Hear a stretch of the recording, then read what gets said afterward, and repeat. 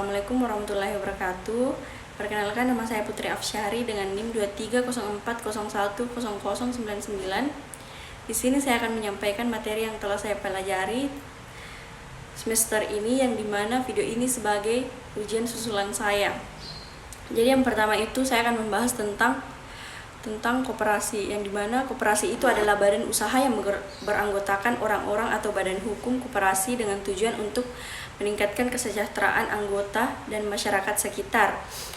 Jadi adapun prinsip-prinsip koperasi itu yang pertama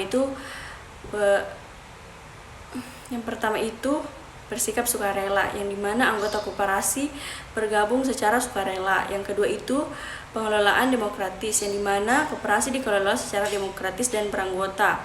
Yang ketiga, kepemilikan bersama. Jadi koperasi itu dimiliki bersama oleh anggotanya. Yang keempat itu pembagian keuntungan, yang dimana keuntungan koperasi dibagi secara adil di antara anggota-anggota koperasi. Jadi yang kedua itu UMKM, yang dimana usaha mikro, kecil, dan menengah. Jadi UMKM itu adalah badan usaha yang memiliki skala kecil dan menengah. UMKM memiliki karakteristik sebagai berikut, yaitu yang pertama skala kecil. Jadi UMKM itu memiliki skala kecil dan menengah. Yang kedua itu modal kecil. Jadi UMKM juga memiliki modal kecil yang relatif kecil. Tenaga kerja terbatas. UMKM memiliki tenaga kerja yang terbatas. Yang keempat itu pasar terbatas. Jadi UMKM memiliki pasar yang terbatas. Adapun karakteristik dan kontribusi UMKM. Yang pertama itu meningkatkan kesempatan kerja.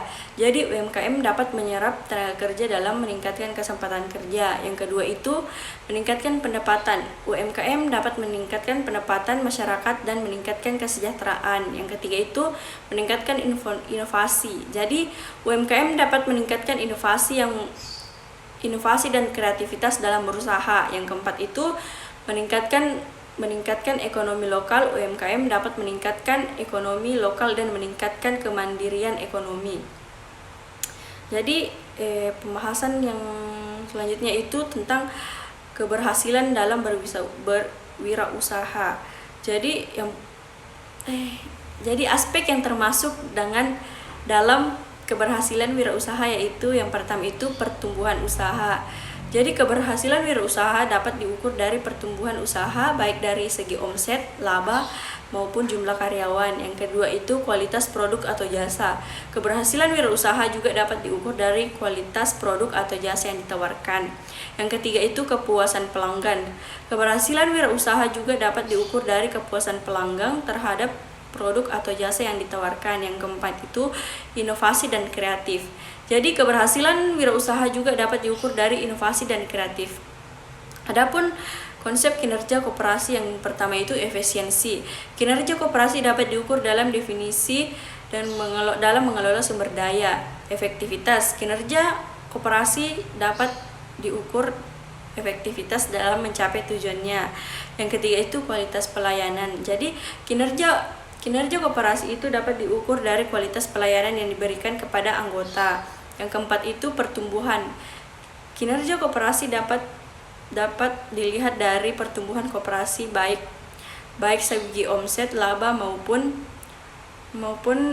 jumlah anggota. Jadi adapun strategi koperasi dalam pasar monopoli itu yang pertama diferensiasi produk. Koperasi dapat menggunakan strategi diferensiasi produk dengan membedakan produk atau jasa yang ditawarkan dalam produk atau jasa yang ditawarkan oleh pengusaha monopoli. Yang kedua itu pengembangan pasar. Jadi koperasi menggunakan strategi pengembangan pasar untuk meningkatkan kesadaran dan kebutuhan masyarakat terhadap produk atau jasa yang telah ditawarkan.